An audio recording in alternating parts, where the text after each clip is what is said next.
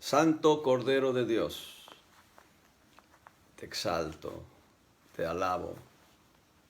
Solo tú, Señor, eres digno de ser exaltado, de ser glorificado. Bueno, estamos saludándoles desde la ciudad de Tijuana, Baja California, México, la Iglesia Sublime Gracia. Y hace mes y medio interrumpí la enseñanza de las tensiones o de la balanza o la vida en equilibrio, como lo quieran ver, la templanza. Hace 6 semanas estábamos viajando, mi esposa y yo, a la Ciudad de México y de ahí a Pachuca. Mi esposa sigue en la Ciudad de México apoyando a sus papás junto con sus hermanas. La convalecencia de mis suegros ha sido lenta y complicada. Y bueno, al estar allá en Pachuca y después en la Ciudad de México, en Pachuca propiamente hablando, cambié la enseñanza del domingo para hablarles sobre cómo estar firmes delante del Señor. Y todavía hace 2 semanas también interrumpí esa enseñanza para hablar de las razones para estar en la iglesia. Hace una semana procuré terminar la enseñanza que tiene que ver con cómo estar firmes delante del Señor, 7 principios. Y hoy retomamos la enseñanza de las tensiones o de la vida en equilibrio.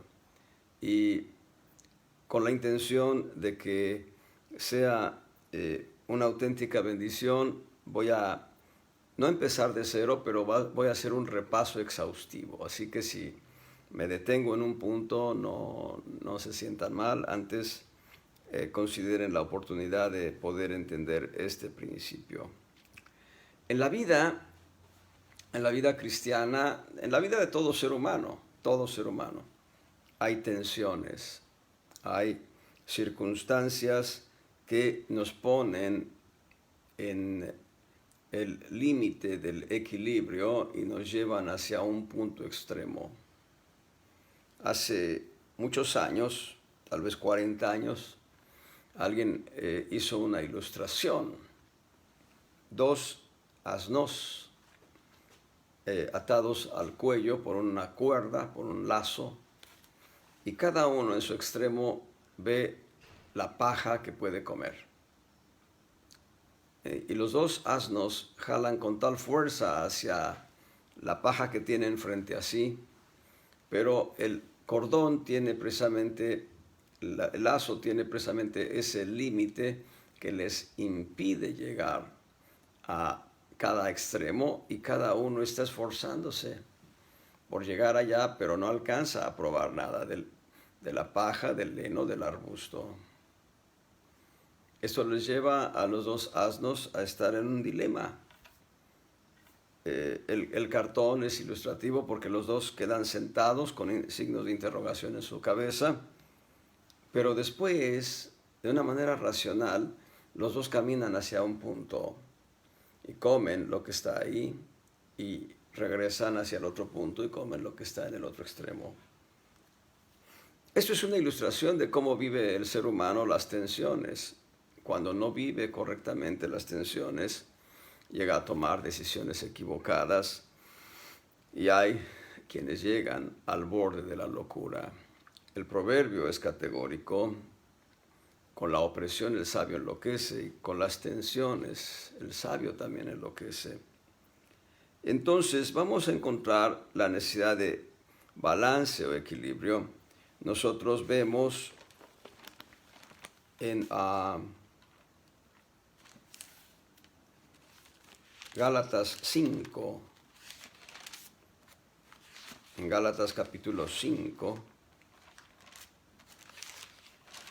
en el verso 22, la primera línea, mas el fruto del Espíritu es, verso 23, primera línea, mansedumbre, templanza. El fruto del Espíritu es templanza. La 9ª expresión del fruto del Espíritu es templanza. Alguien dijo que está hasta allá, Porque una vez que estás lleno de amor, gozo, paz, paciencia, benignidad, bondad, fe y mansedumbre, lo que requiere tu vida es una vida de equilibrio, una vida de templanza. Pablo le escribe a Timoteo y le dice que no nos ha dado Dios, segunda de Timoteo capítulo 1:7, porque no nos ha dado Dios el espíritu de miedo, sino el de fuerza o de poder, el de amor, amor ágape, amor que es de Dios, amor que es Dios mismo, y de templanza. Dios nos ha dado espíritu de templanza para que frente a las tensiones siempre tengamos la actitud correcta, para no ir a una vida de desequilibrio. El tema de las balanzas, la balanza como tal, está mencionada en Levítico 19:30 y dice ahí, Levítico capítulo 19, verso 36, corrijo. Verso 36, Levítico 19:36. Balanzas justas, pesas justas, efa justo e hin justo tendréis. Yo, Jehová vuestro Dios, que os saqué de la tierra de Egipto.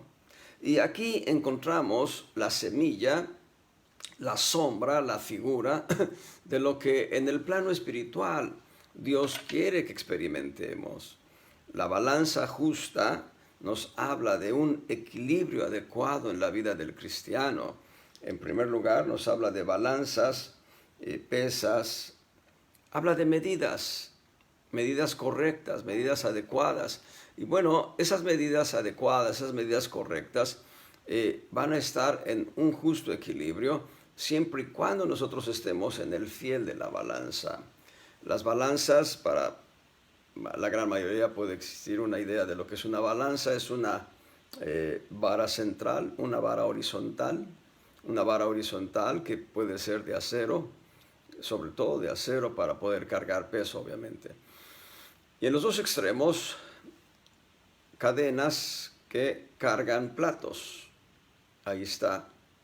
En el centro está la caña que sostiene la balanza y en ese mismo centro está lo que se conoce como fiel de la balanza. El fiel de la balanza es una flecha que se inclina hacia un lado según el peso, pero que va a estar en el punto intermedio, a saber, en el justo balance, en el justo equilibrio, cuando ambos platos cargan cantidades idénticas, no similares, idénticas. La misma carga de un plato debe ser la del otro, porque si uno de los platos tiene por lo menos 1 miligramo de diferencia, eso provoca que la balanza se incline un poco hacia donde hay más peso. Y Dios habla de balanzas en el plano de equilibrio.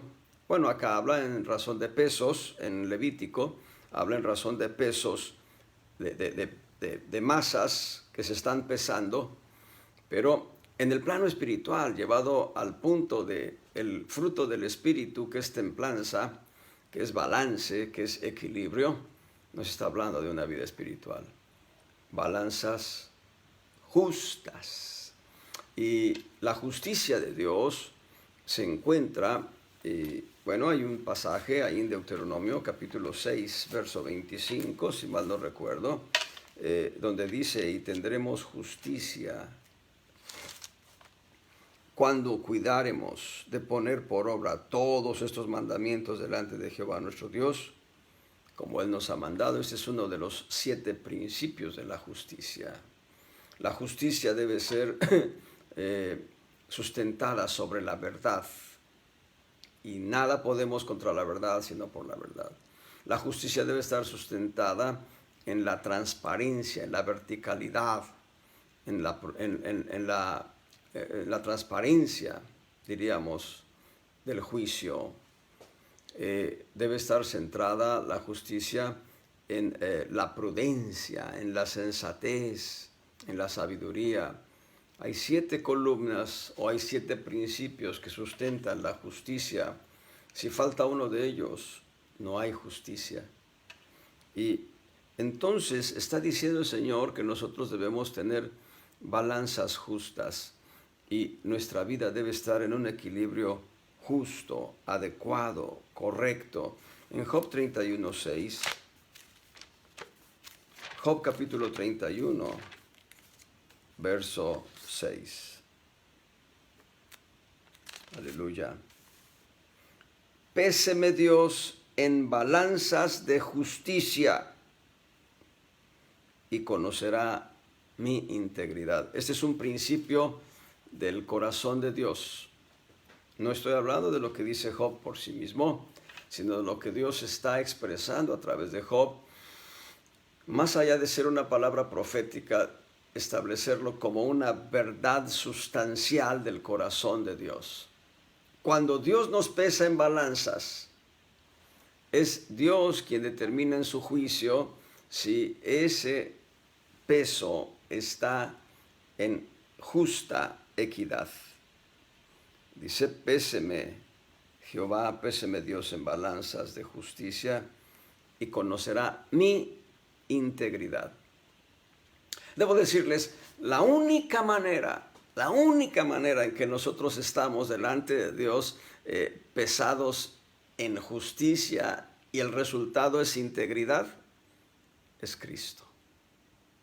Cuando tú estás dentro de Cristo, cuando tú no te mueves, sino estás en el justo equilibrio de Cristo, tú has aceptado a Jesús como tu Salvador personal. Él es el Señor de tu vida. La justicia de Cristo te es atribuida a ti como un regalo de gracia. Entonces tú tienes integridad tienes integridad a los ojos de Dios. Como dice Gálatas 3:27, el que ha sido bautizado dentro de Cristo está vestido, y lo que Dios ve al que está vestido de Cristo es a Cristo. Dios no me ve en mi condición todavía sucia y pecaminosa, Dios no ve esta cara morena, sino que Dios ve en mí a Cristo. Dios ve en ti a Cristo. Y esa es la integridad de la que habla Job. Péseme Jehová, péseme Dios en balanzas de justicia y me hallará en integridad. Conocerá mi integridad. Aleluya. Eso es lo que Dios quiere en nuestra vida, una vida de equilibrio, una vida de balance. En Proverbios 16:11,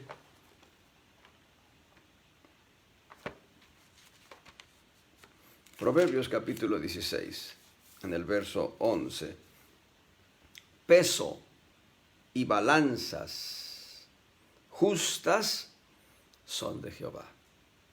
Peso y balanzas justas son de Jehová, obras suyas son todas las pesas de la bolsa. Noten, en el Antiguo Testamento la intención de la ley habla de el que vende, que venda con justicia. El que venda en el justo equilibrio, no kilogramos de 900 gramos, no kilogramos de 950 gramos, no litros de 950 mililitros o 900 mililitros, litros de a litro, kilogramos de a kilogramo, porque quien lo hace cortándole, rasurándole al producto, está defraudándose a sí mismo y está pecando contra Dios, peca contra el consumidor y peca contra Dios. Muchos piensan que están sorprendiendo al cliente cuando le defraudan. Un día Dios traerá a juicio cada obra del ser humano, buena o mala, pero las obras del ser humano son malas por naturaleza, de tan malas que tienen un tufo putrefacto. Así son las obras del ser humano. Vamos a ver Isaías 46:6 y vamos a encontrar otra referencia al equilibrio que Dios demanda. Isaías 46:6. Sacan oro del talego y pesan plata con balanzas. Aquí están las balanzas. Y reitero, las balanzas tienen un fiel que va a determinar el justo peso cuando se está trayendo a la balanza la carga de algo. Entonces, el equilibrio, la templanza, el balance, que también podemos llamar dominio propio,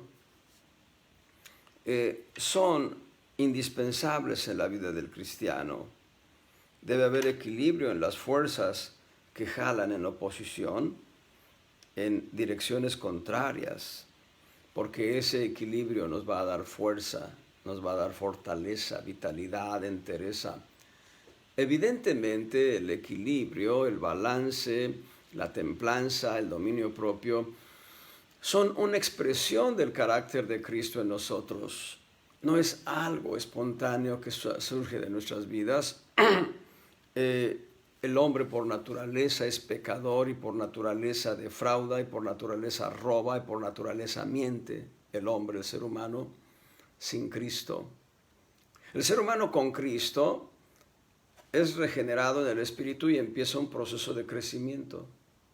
En manera tal que en ese proceso de crecimiento todavía algunos creyentes todavía tienden a expresar el viejo hombre. Algunos creyentes todavía dejan de ser íntegros en ciertas circunstancias, en ciertos momentos de su vida.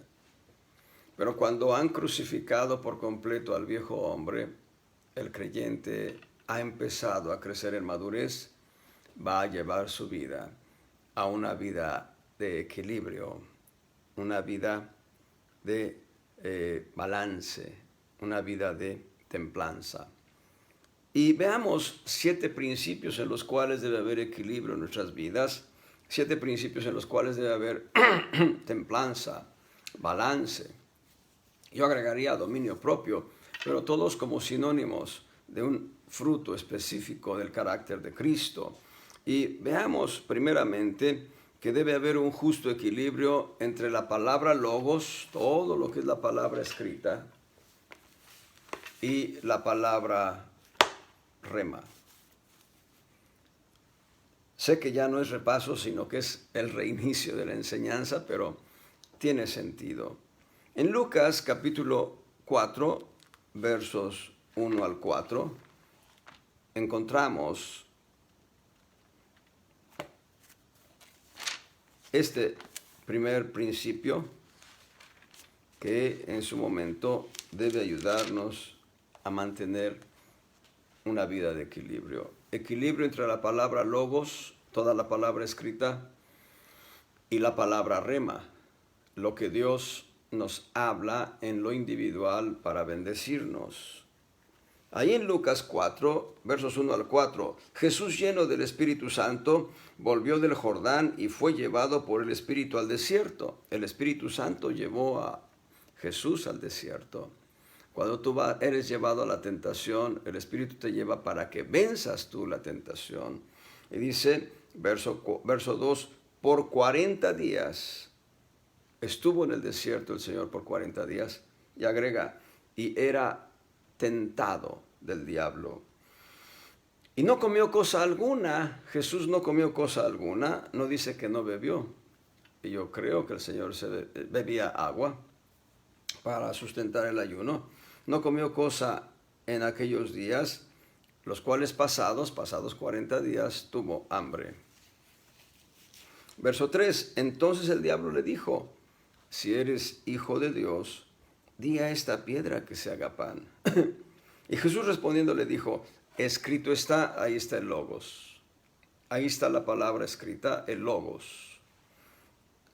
Que no con solo pan vivirá el hombre, mas con toda rema de Dios. Ahí donde dice palabra de Dios es rema. Cristo está poniendo en el justo equilibrio, en el justo balance, en el punto de templanza, en el punto fiel de la balanza, la palabra escrita frente a la palabra rema. El problema nuestro como creyentes es que A veces nos inclinamos por una de las palabras y a veces nos vamos por la otra. Puedo darles varios testimonios y por el primero de ellos, yo estaba en un campamento de jóvenes hace ya 35 años. Estaba en un campamento de jóvenes en Tlaxcala. Y en ese campamento de jóvenes había que hacer una excursión a la montaña de la Malinche, que es el monte más alto de Tlaxcala. De hecho, ese monte pareciera ser el corazón del estado, porque divide todo el estado en municipios. Pero estábamos ahí, en San Pablo del Monte, me parece que en San Juan Ixtenco, era el poblado, San Juan Ixtenco, ahí era el campamento de jóvenes, pero nos llevaron a la montaña. Y regresando de la montaña, en uno de los camiones, veníamos pues mucha gente. Digamos que yo no era tan joven para tener 30 años, pero veníamos varias personas ahí, y ahí venía una pareja joven. Y uno de ellos se voltea hacia una hermana y le dice: usted está en esclavitud. Y vaya que este dedo apunta. Le dijo: usted está en esclavitud porque trae aretes en los lóbulos de las orejas, en los lóbulos de los oídos. Y entonces yo era nuevecito en el Evangelio, empezaba a caminar, eran mis primeros pasos, tenía unos cuantos meses caminando en el Señor, o tal vez unos días, ya ni me acuerdo, pero tenía poco tiempo caminando en el Señor, tal vez un año, tal vez menos, no sé. Cuando escucho aquello, yo empezaba a leer la Escritura, ya había leído la Biblia completa, pero no la entendía toda. Y entonces eso me impactó en el corazón y dije: ay, caray, eso suena fuerte, pero está citando la Biblia, el Logos de Dios. Hay un problema en esa cita bíblica. El Antiguo Testamento solamente contiene sombras y figuras de lo que el Nuevo Testamento revela en su gracia para nosotros. En manera tal que esa afirmación de esclavitud no tenía tanto sentido a menos que se citara el Nuevo Testamento. Y el punto es, ese hermano estaba en el extremo del legalismo. Otro ejemplo práctico, y aquí voy a dar un ejemplo bíblico, en el libro de Ruth. En el libro de Ruth encontramos precisamente estos extremos en el capítulo 4. En el capítulo 4 de Ruth, en el verso 1, Booz subió a la puerta y sentóse ahí, y he aquí pasaba aquel pariente del cual había Booz hablado, y díjole: fulano, ven acá y siéntate. Y fulano vino y se sentó. Este pariente cercano se llama fulano, no se le da nombre. Bueno, fulano era un pariente muy cercano a Noemí, y fulano era quien podía redimir a Ruth, la moabita. Fulano era quien podía redimir las tierras de Noemí, dándole dinero a Noemí para que ella pudiera sustentarse en su vejez como una pensión de viudez, digamos. Aquel dinero no le vendría mal y Noemí podría vivir bien. Y sin embargo, Ruth era viuda de Mahalón y Ruth no tenía hijos. Por tanto, la descendencia de Elimelech se había muerto con Mahalón y Kelión, y entonces lo que se requería era, de acuerdo a la ley de la redención, era tomar a Ruth la moabita y tener descendencia de Ruth, pero esta descendencia sería del nombre de Mahalón.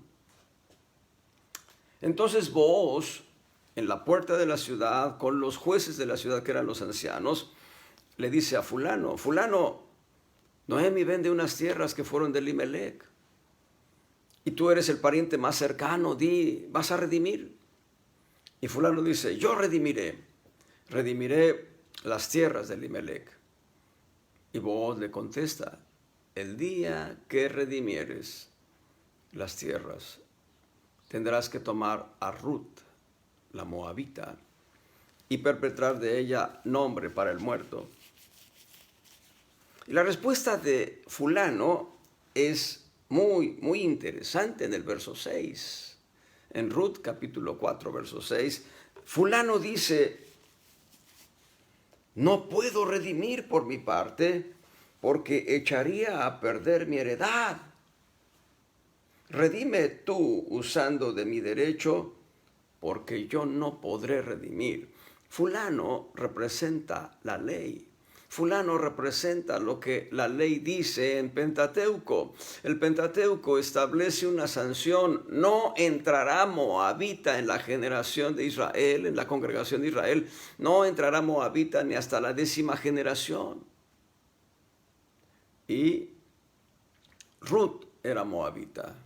Sobre Moab pesaba una maldición, una palabra de maldición. Y fulano lo que está diciendo es, si yo traigo a Ruth a mi heredad, por ser moabita, traeré la maldición a mi heredad. Eso dice fulano, eso dice la ley. La gracia dice, en el justo equilibrio, la gracia dice que Cristo llevó nuestras maldiciones, que Cristo fue hecho maldición por nosotros. La gracia dice en Gálatas 3:13, Cristo nos redimió de la maldición de la ley, hecho por nosotros maldición, porque escrito está, maldito cualquiera que es colgado en madero. Y vos, en una actitud de gracia, en una acción de gracia que lo lleva al justo balance, al punto de equilibrio, al fiel de la balanza, llevando el equilibrio correcto, dice, bueno, pese sobre mi heredad la maldición para que la gracia permee hacia Ruth. Pero de ese resultado de equilibrio, de justo balance, como dice Job, péseme Jehová, péseme Dios en balanzas de justicia y hallará que soy íntegro. Bueno, Booz fue pesado en balanzas de justicia y fue hallada gracia mucho más pesada que la ley. Gloria al Señor. Y Booz engendró de Ruth a Obed. Y Obed engendró a Jesé, a saber, Isaí. E Isaí engendró al rey David, varón del cual el Padre Celestial dice, he hallado a David, varón conforme a mi corazón. David, figura de Cristo. Gloria sea al Señor. El justo equilibrio de la palabra de Dios se llama gracia. Dentro de lo que es toda la Escritura, el justo equilibrio de la palabra se llama gracia. Y vamos a considerar otros testimonios, pero quiero que vean en Hebreos 4:12, y este texto ya lo había mencionado yo, y aquí sí es otro golpe al clavo para que entre al corazón. En Hebreos 4:12 dice el autor de la epístola, porque la palabra de Dios, y cuando dice ahí palabra es logos, podemos leerlo así, porque el logos de Dios es más viva y eficaz y más penetrante que toda espada de 2 filos, que penetra hasta separar el alma del espíritu y las coyunturas y tuétanos de los huesos, y discierne las intenciones del corazón. Y aquí, logos de Dios es prefigurado como una espada, pero te voy a decir mucho más precisamente, es prefigurada como un cuchillo filetero. Yo tuve un amigo tablajero y él tenía cuchillos fileteros. Hay diferentes tipos de cuchillos, hay machetes y hay cortadores de aquí y de allá. Y hay un cuchillo filetero que tiene una punta filosísima y es muy delgado el cuchillo, pero con contundencia y tiene mucho filo. Y ese cuchillo se va metiendo entre las comisuras de la carne para separar los filetes, las costillas, etcétera, etcétera. Bueno, aquí la palabra de Dios está prefigurada como ese cuchillo filetero que penetra. Cuando lees tú la escritura viene a cortarte, viene a separarte, viene a poner el justo equilibrio en tu vida, viene a poner lo que es del espíritu en el espíritu y lo que es del alma en el alma, y lo que es práctico en lo que es tu vida práctica. Eso es lo que hace logos de Dios. Es como un bisturí. el bisturí de un cirujano. El cirujano es Dios. Y empieza a separar tu alma del espíritu, porque tu espíritu no debe ser contaminado con lo que tu alma anhela o pretende, pero en tu alma también hay un cortamiento, quitando lo que no sirve para poner en tu alma el carácter de Cristo. Gloria sea al Señor. Y también llega a las coyunturas y tuétanos. Les he dicho, lean la palabra de Dios para que el tuétano de los huesos de ustedes reciba sanidad divina, y el tuétano de los huesos de ustedes, la médula espinal, que recibe sanidad por la palabra logos, traiga sanidad a tu sangre, y tu sangre al producirse ahí en la médula espinal se produce la sangre, salga sangre sana, que vaya e invada todo tu cuerpo, llene todos tus vasos sanguíneos, vaya por las arterias y las venas y quite tapones que están ahí, los trombos, los deshaga, la sangre sea santificada por la palabra rema, por la palabra logos, perdón. Eso es lo que hace el logos de Dios. Te santifica, te limpia, te sana, te da sanidad, te santifica, te da salud, pues. Pero ahora, aquí está la palabra de Dios como una espada, pero es la palabra logos.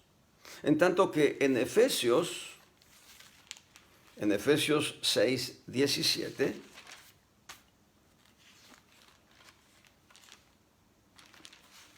encontramos que la palabra también es una espada, pero aquí ya no será el logos. Dice, tomad el yelmo de la salud y la espada del Espíritu. En Hebreos 4:12 la palabra es una espada.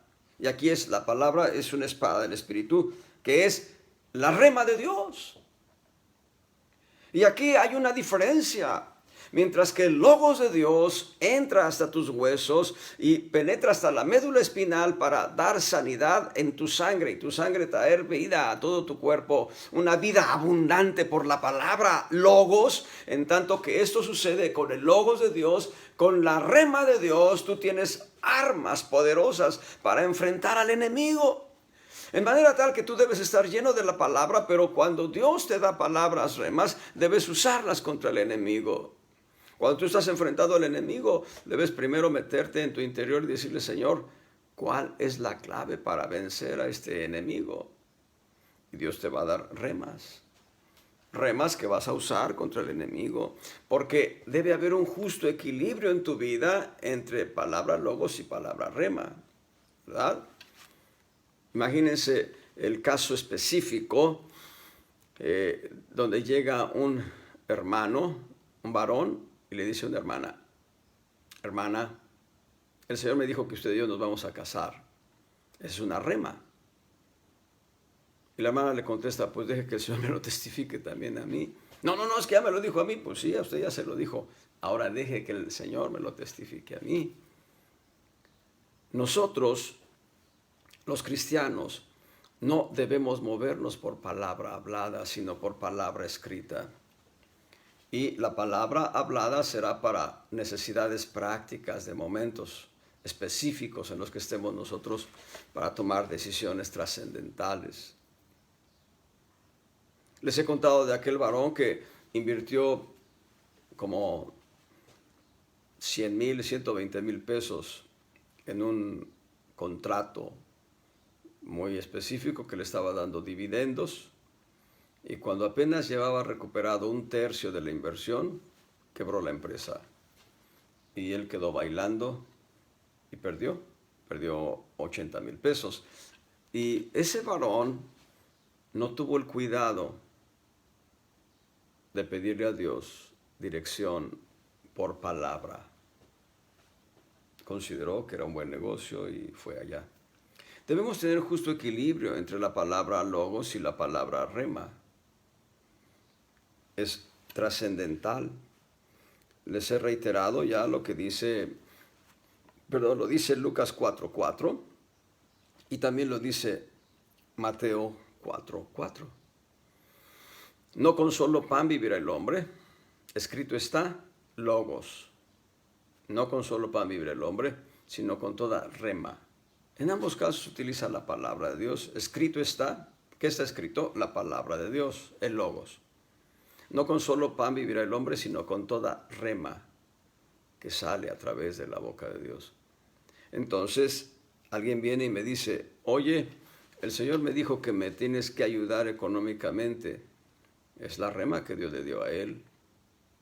Entonces yo debo decirle, déjame, me voy a meter en oración. Hace años, hace unos 20, 22 años aproximadamente, había un varón que compraba despensas y se las daba a otro hermano en Cristo para que las repartiera entre gente necesitada. Y aquel varón que repartía las despensas tenía su pastor, y su pastor tenía necesidad de un dinero para ir a un campamento, a una convención. Y aquel varón que repartía despensas fue y le dijo, oh, yo conozco un hermano que tal vez pueda darte para que vayas a ese campamento. Entonces le dijo, ¿puedo conocerlo? Y sí, los puso en contacto. Y el pastor viene con aquel hermano.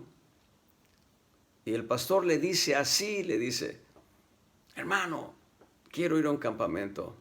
Ah, qué bien, gloria al Señor, dijo el otro. Y el pastor le dice, présteme 3,000 pesos. Y el otro varón dijo, te presto 3,000 pesos. El pastor pensaba que le iba a decir, te los voy a regalar para que vayas al campamento. La manera de hacerlo no fue lo correcto. Él tenía que haber orado delante de Dios y decirle, Dios, dame provisión, yo quiero ir a ese campamento. A veces nosotros nos movemos así, ni siquiera aquí hubo ni logos ni remas, simplemente hubo un buen deseo de hacer algo. Cuán importante es que nosotros nos movamos en un justo equilibrio de fuerzas y firmeza.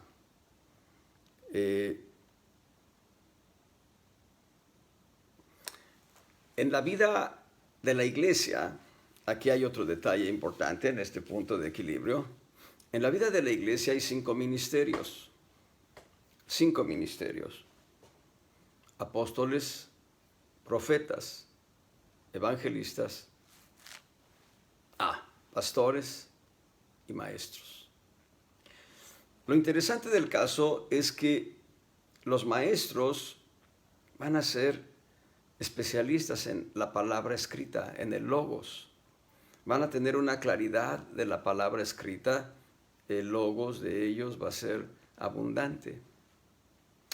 En tanto que el profeta y el evangelista son inspiracionales y por ello van a recibir palabras remas de Dios. Pero debe haber un justo equilibrio en la manera en que se mueven. Les he contado el testimonio de allá en Europa, una reunión de ministros, donde había diferentes ministerios precisamente en esos aspectos, en esos niveles. Y el profeta, estando en la reunión de ministros, el profeta dice, Dios me revela esto. Y el maestro dice, eso no es de Dios. Y el profeta dice, Dios me lo reveló. Y el maestro dice, eso no es de Dios. Entonces el profeta se voltea hacia el apóstol esperando el respaldo del apóstol. Y el apóstol dice, el maestro tiene razón. ¿Qué es lo que había en desequilibrio? Que lo que estaba hablando el profeta estaba fuera del logos de Dios. En Guatemala, hace unos 40 años, tal vez un poco más, empezó a darse el movimiento de la doctrina angelical, donde los ángeles venían, se posesionaban del cristiano y hablaban diciendo, soy el ángel fulano y traigo este mensaje de Dios. Cuando algunos ministros cuestionaron eso, vino la respuesta. Un ángel se posicionó de una persona, de un cristiano, y dijo, yo soy Dios. Dios dice esto, yo soy Dios. Y si yo soy Dios, estoy por encima de mi palabra. Y ahí estaba el error. Si alguien cumple la palabra en plenitud es Dios.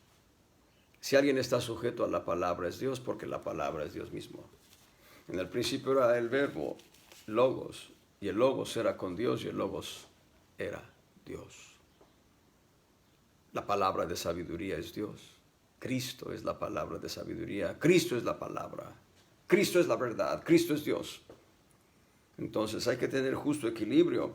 Muchas veces los profetas o quienes tienen dones inspiracionales, porque hay quienes se dicen ser profetas y no lo son, hay quienes se dicen ser evangelistas y no lo son, pero quienes tienen dones inspiracionales, quienes tienen esa manera superlativa y especial de hablar palabras rema de Dios, no las cuestiono yo, simplemente si están acordes al logos, si están acordes a la escritura, sean bienvenidas. Cuando no son acordes a la escritura, debo cuestionarlo yo, por lo menos en la parte que conozco de la escritura. Estábamos en Ciudad Obregón, Sonora, mi esposa y yo, ahí estuvimos 9 meses viviendo, y la iglesia central, una iglesia preciosa que nos dio acogida, que nos permitió estar ahí como parte de la iglesia, en tanto se definía mi situación, si continuaba yo en Obregón o me movía en otro lugar. Y en esos 9 meses hubo un momento en que el pastor, ya está con Cristo este pastor, el pastor dijo a la iglesia: oremos y ayunemos, hermanos, porque los hermanos fulanos, empezó a dar una lista de 3, 4 nombres. Dice, están metidos en ayuno y oración para conocer las profundidades de Satanás. Eso me golpeó.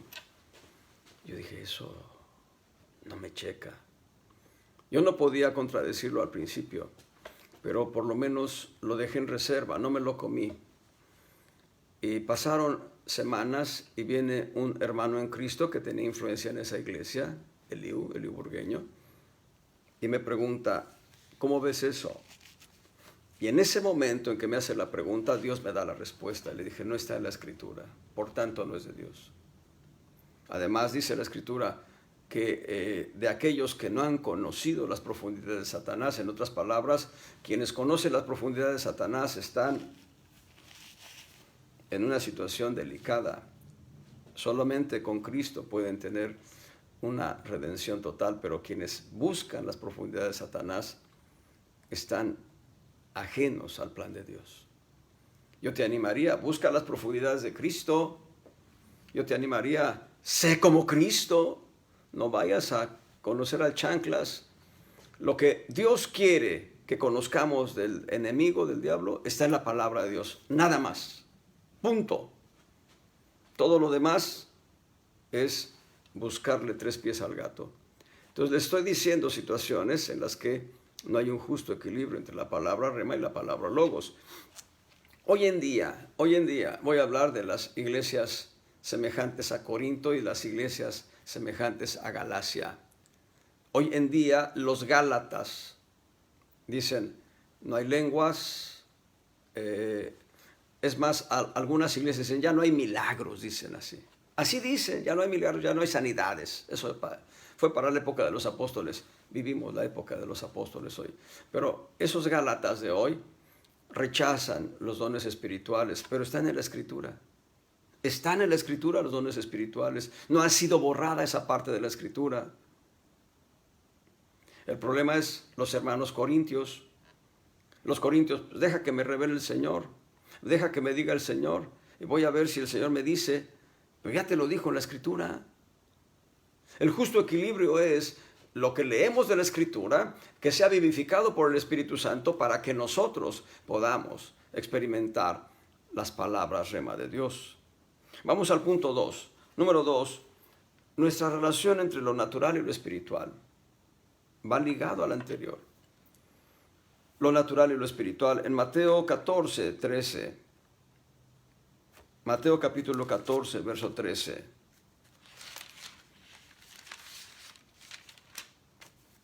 Aquí está. Mateo 14, verso 13 hasta el 25. Dice, oyéndolo Jesús se apartó de ahí en un barco a un lugar desierto, apartado. Y cuando las gentes lo oyeron, le siguieron a pie de las ciudades. Y saliendo Jesús vio un gran gentío y tuvo compasión de ellos y sanó a los que de ellos había enfermos. Y cuando fue la tarde del día, se llegaron a él sus discípulos, diciendo, el lugar es desierto, y el tiempo es ya pasado. Despide a las gentes para que se vayan por las aldeas y compren para sí de comer. Y Jesús les dijo, no tienen necesidad de irse, dadles vosotros de comer. Verso 17, ellos dijeron, no tenemos aquí sino 5 panes y 2 peces. Y él les dijo, traédmelos acá. Y mandando a las gentes recostarse sobre la hierba, tomando los 5 panes y los 2 peces, alzando los ojos al cielo, bendijo y partió, y dio los panes a los discípulos, y los discípulos a las gentes. Y comieron todos, y se hartaron, y alzaron lo que sobró de los pedazos, 12 cestas llenas. Y los que comieron fueron como 5,000 hombres, sin las mujeres ni los niños. Y luego Jesús hizo a sus discípulos entrar en el barco e ir delante de él a la otra parte del lago, entre tanto que él despedía a las gentes. Y despedidas las gentes, subió al monte apartado a orar. Y como fue la tarde del día, estaba allí solo. Y el barco estaba en medio de la mar, atormentado de las ondas, porque el viento era contrario. Pero a la 4:a vela de la noche, Jesús fue a ellos andando sobre la mar. Cuán importante es que nosotros tengamos una correcta armonía, un correcto equilibrio, un justo balance entre lo natural y lo espiritual. Veamos el primer testimonio que nos deja aquí esta lectura. En lo natural, aquella gente que seguía al Señor, eran miles de personas, tenían hambre, o pronto tendrían apetito. Algunos tal vez ya sentían el apetito, otros todavía no tanto. Pero el Señor dice, si los envío ayunos, van a desfallecer en el camino porque algunos vienen de lejos. Y entonces, en el raciocinio de sus discípulos, algunos dijeron, bueno, 200 denarios no son suficientes para alimentarles. $200 no alcanza, o aún diríamos, no sé, alguna cantidad específica. Pero lo que hace el Señor es satisfacer la necesidad natural que tienen, la necesidad instintiva que tienen, de una manera sobrenatural. La multiplicación de los panes y de los peces.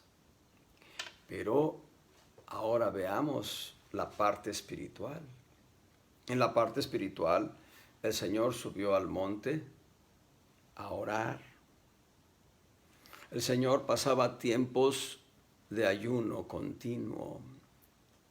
El Señor pasaba tiempos de vela en oración, velando en oración. El Señor pasaba tiempos de alabanza al Padre.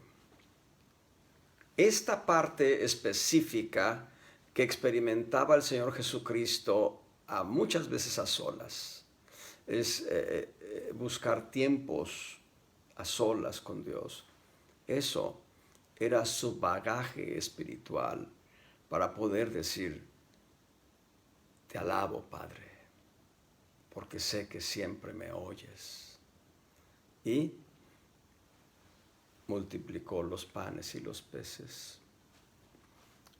Nosotros no podemos tener ese resultado de ver la multiplicación de panes y peces, la liberación de personas oprimidas, sin antes tener tiempos de comunión con Dios, en oración, en ayuno, en alabanza, en adoración al Señor. Mateo, en el capítulo 6, va a decirnos este primer punto, pero luego lo vamos a confirmar. En Mateo capítulo 6, en el verso 6, cuando tú oras, éntrate en tu cámara y cerrada tu puerta, ora a tu Padre que está en secreto. Y tu Padre que ve en secreto te recompensará en público. Lo que hace el Señor es decirnos la respuesta a tus conflictos naturales, la respuesta a necesidades prácticas, empieza en lo espiritual. Dice ahí mismo en Mateo capítulo 6, en la parte final del capítulo, va a decir algo interesante en el verso 33. Pero buscad primeramente el reino de Dios y su justicia, y todas estas cosas os serán añadidas. ¿Qué cosas? Las que están enlistadas desde el verso 24 hasta el verso 32. Entonces está diciendo, pongan en primer lugar,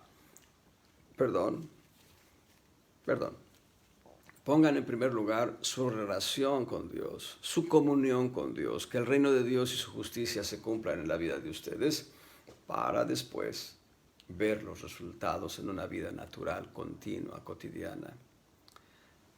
Hay un hermano en Cristo muy precioso aquí en Tijuana. Yo le digo de broma que él es un consentido de Dios. Se lo digo de broma, pero en el fondo no es que sea una broma, sino más allá de que él sea un consentido de Dios, es un hombre que busca el reino de Dios. Él no es un consentido de Dios. Hay entre la iglesia, hay hijos que obedecen, hay hijos que no obedecen. Y este varón hace ya 3 años, él me pidió, más que pedirme, yo me ofrecí a buscar su acta de nacimiento. Empezamos a hacer muchas gestiones, aquí y allá, telefonemas, gestiones hasta Veracruz. Cuando finalmente la apariencia de las circunstancias nos decía que no había acta de nacimiento, entonces me empecé a elaborar una demanda y presenté la demanda ante tribunales, y viene la pandemia y nos da un cese a todo tipo de actividad, y los tribunales no trabajaban. Pasan los meses, y cuando finalmente, después de 6, 7 meses, no sé, 8 meses tal vez, admiten la demanda para que se obtuviera el registro de este varón, viene la respuesta. Una respuesta por oficio, un conjunto de documentos que le ayudan a este hermano en Cristo, y entre otros documentos su acta de nacimiento certificada por el director del Registro Civil del Estado de Veracruz. Sí, me asombré. Bueno, pues de ahí su CURP, de ahí su credencial de lector y diferentes trámites. Y entonces las constancias de primaria y secundaria, igual, todo ha caído. Y cuando yo hablo con él y le digo, esto está lento o va a pasar más tiempo, él me dice, en el tiempo de Dios. En el tiempo de Dios, pastor. Hermano, esto, el otro. Y él me dice, confiamos en el Señor. Confiamos. Hermanos, él está metido en lo espiritual. Y lo material sucede casi de manera automática. Ese es el justo equilibrio. Muchas veces nosotros queremos solucionar los problemas materiales, pero no buscamos el reino de Dios.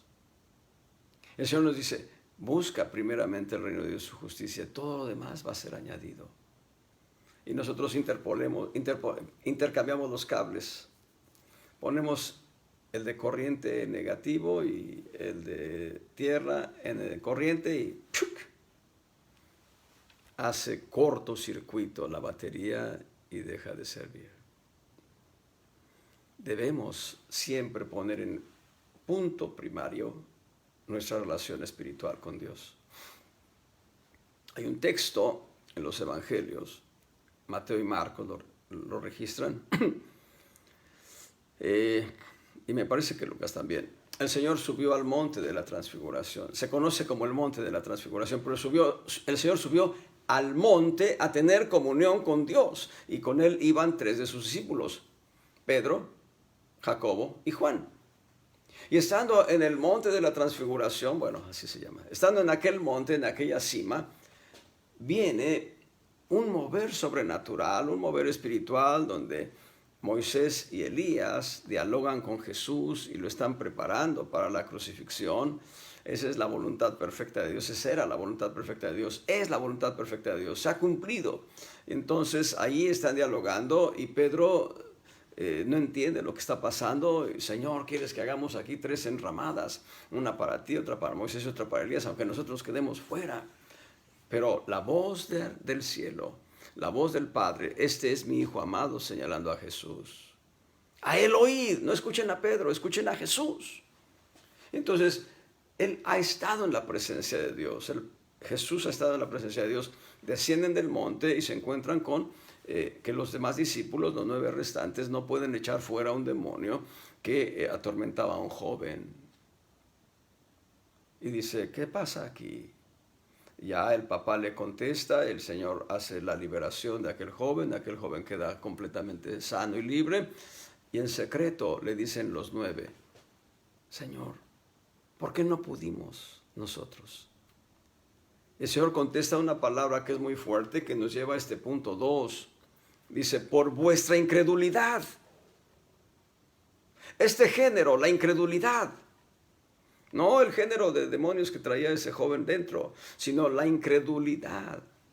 Sale con oración y ayuno. Cuando nosotros nos metemos a tener una vida de comunión con Dios, una vida entregada al Señor en oración y ayuno, la respuesta de Dios será de un soporte total. Será de un respaldo total. Nosotros debemos tener justo equilibrio entre la vida espiritual y la vida práctica. En lo espiritual debemos comer la palabra de Dios. En lo material debemos comer frijolitos, todo lo que hay para que con acción de gracias lo disfrutemos. Todo. Debemos comer y alimentar el cuerpo, pero en lo espiritual debemos alimentarnos de la palabra de Dios. Siempre debemos saciar el hambre corporal, no con excesos. Yo diría también en justo equilibrio la alimentación.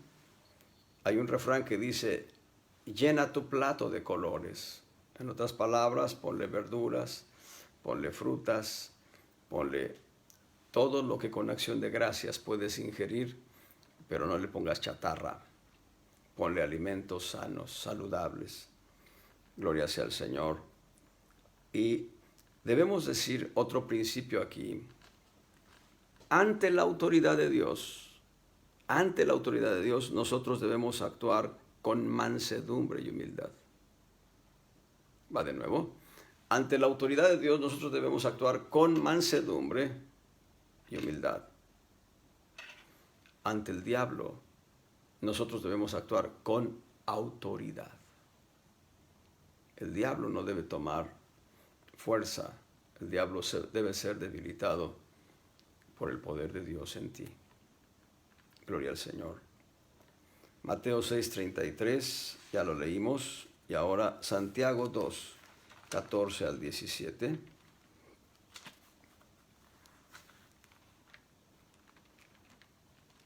Santiago capítulo 2,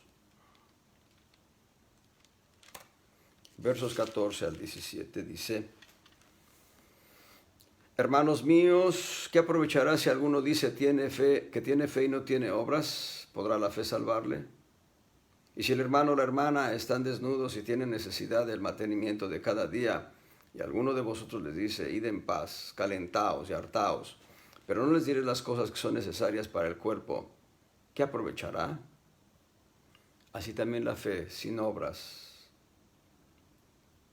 es muerta en sí misma. Nosotros podemos decir, tengo fe, y tienes en la cartera dinero. Pues sí, un poco. Y tienes frente a ti un hermano que tiene necesidad. Pues sí, y mucha. Dale un poco de lo que tienes y satisfarás una necesidad abundante. No, pues que vaya, que busque de Dios. ¿Tú ya buscaste a Dios? Sí. ¿Y te encontraste con Él? Sí. ¿Y qué encontraste en Él? Que es misericordioso, que es lleno de gracia, que es lleno de piedad, que su amor abunda. Da un poco de lo que has recibido de Dios. Lleva tu mano a la cartera y saca un poco de lo mucho que Dios te ha dado y dale un poco para que supla su necesidad. Eso es lo que dice Santiago. Es el justo equilibrio entre lo espiritual y lo natural.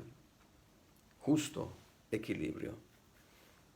Gloria al Señor. 1 Corintios capítulo 7, versos 29 al 34. Esto empero digo, hermanos, que el tiempo es corto. Lo que resta es que los que tienen mujeres sean como los que no las tienen. Esto es que busquen más de Dios. Y los que lloran como los que no lloran. Esto es que busquen la consolación de Cristo. Y los que se huelgan, los que se gozan, los que se alegran, como los que no se huelgan, como si estuvieran tristes. Y los que compran, como los que no poseen. Hoy estamos en una sociedad de mucho consumo. Y los que usan de este mundo, como los que no usan, porque la apariencia de este mundo se pasa. Quisiera pues que estuvieseis sin congoja. El soltero tiene cuidado de las cosas que son del Señor. ¿Cómo ha de agradar al Señor?